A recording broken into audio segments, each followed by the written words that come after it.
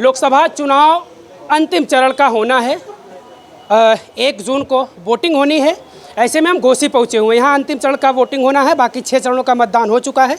हम यहाँ की स्थिति देखते हैं, क्योंकि आज जो है चुनाव प्रचार थम जाएगा। उसके बाद कल चुनाव प्रचार बंद रहेगा। 1 तारीख को यहाँ की आवाम वोट करेगी। एक शख्स हमसे मिल गए, हम इनसे बातचीत करते हैं, क्योंकि ये जब बातचीत ऑफ कैमरा कर रहे थे वो बड़ी रोचक बातें कर रहे थे, बुनकरों को लेकर बातचीत कर रहे थे। तो सबसे बड़ा जो रोज़गार का साधन है यहाँ इस इलाके में, इस क्षेत्र में, घोसी में खास करके बातचीत की जाए तो ये बुनकर समाज ही है। अपना परिचय बताएं। मैं इकबाल अहमद अंसारी, प्रदेश अध्यक्ष उत्तर प्रदेश बुनकर वाहिनी। लोकसभा चुनाव है, वोट भी आप लोगों को करना है परसों, तो क्या मुद्दा आप लोगों का क्या है? किस मुद्दे को लेकर आप लोग वोट करेंगे? भाई ये चुनाव मुद्दा विहीन हो गया।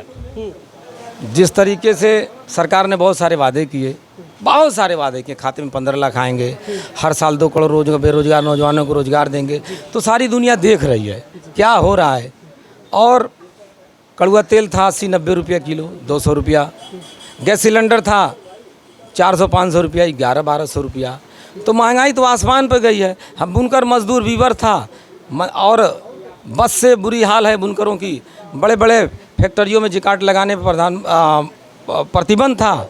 तो भाजपा ही की सरकार थी केंद्र में, जिसके प्रधानमंत्री अटल बिहारी वाजपेयी थे, जिन्होंने जिकाट पर उन्होंने छूट दे दी थी। तो वह ये डिज़ाइनिंग के किसी तरीके से बुनकर जी खा लेता था। बुनकर की हालत बस से बदतर है। बुनकर जाए तो जाए कहाँ, एक तरफ कुआं एक तरफ खाई है। और बुनकर समाज कहाँ जाए, क्या करे, किसके वहाँ हाथ पसारे?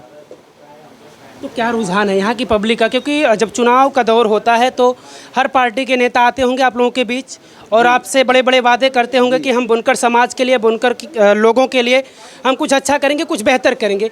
लेकिन जैसे ही चुनाव बीत जाता होगा, फिर वो चीज़ें, फिर वो नेता, फिर आप लोगों के बीच नज़र नहीं आते होंगे। तो क्या रुझान है अब की बार बुनकरों का?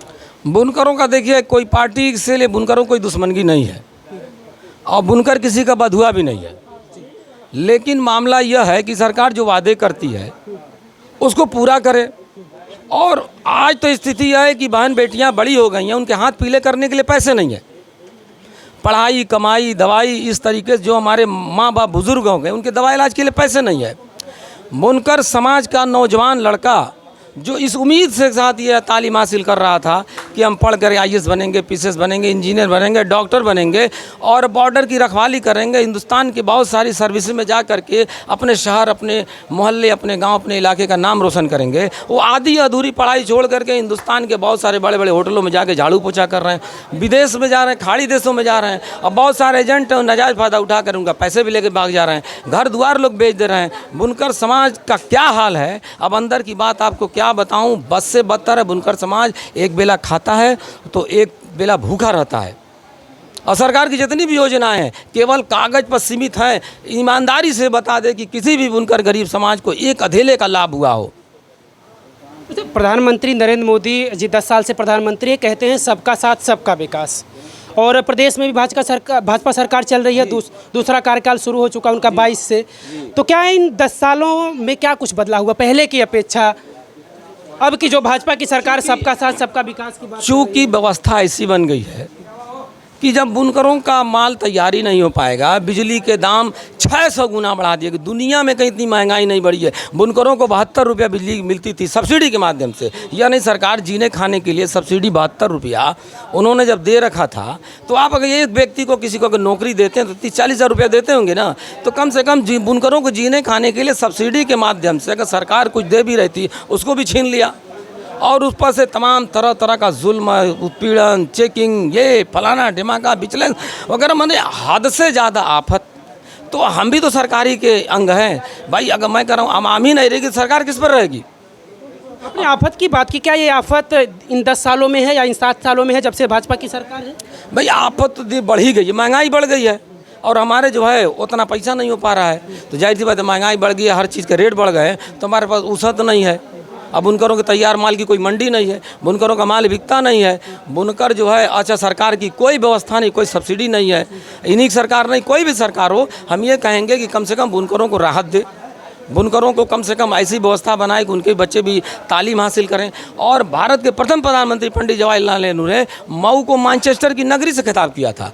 तो क्या कम से कम उस मैनचेस्टर की नगरी को जिंदा रखना चाहिए कि नहीं रखना चाहिए। जिस तरीके से तमसा नदी गाजीपुर से लेकर के तमाम ये मोहम्मदाबाद आजमगढ़ होते हुए जहाँ से ये तमसा नदी टांडा अकबरपुर लेते हुए निकली है, जिस तरीके से तमसा नदी लुप्त हो रही है, इसी तमसा के तट पे बसने वाला बुनकर समाज भी एकदम धीरे धीरे लुप्त हो रहा है। तो सरकार अगर इस पर ध्यान नहीं दी, आज जाके देख लिए तमसा नदी क्या हाल है, तमसा नदी सूख गई है। उसी तरीके से बुनकरों के पॉकेट में जो पैसे थे, बुनकर का घर परिवार सूख गया है। बुनकर जाए तो कहाँ जाए। बुनकर भी चाहता है कि हम भी समाज की मुख्य धारा से जुड़ के चलें, हमारे भी बच्चे तालीम हासिल करें, हमारे भी बच्चे कम से कम 2 रोटी 1 ही रोटी बेहतर खा सकें। तो बुनकर समाज तो ये चाहता है। बुनकर समाज सरकार से कोई लड़ाई झगड़ा तो करता नहीं।